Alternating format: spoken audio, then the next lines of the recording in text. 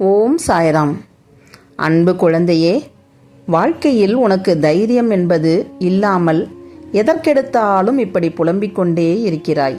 எதற்கெடுத்தாலும் பயம்.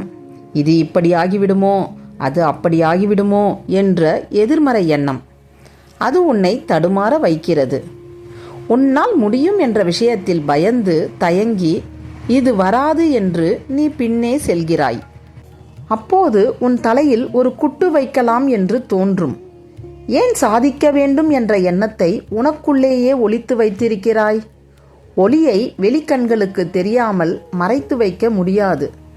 அது உள்ளே எரிந்து கொண்டு இருந்தால் அதன் புகைச்சல்தான் மன அழுத்தம். உன் ஒளி என்பது பேரொளியாய் வெளியே சுடராக வேண்டும். அதை நான் உனக்கு உன் சாய்தேவா செய்வேன்.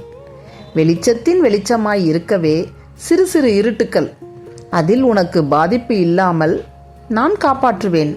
மனதில் வேதனை அடையாதே. நீ என் மடியில் அமர்ந்திருக்கும் என் செல்ல பிள்ளை. உன் தலையில் மகுடத்தை சூட்டுவேன். இது என் சத்திய வாக்கு. உன் அப்பா என்றும் வாக்கு தவற மாட்டார்.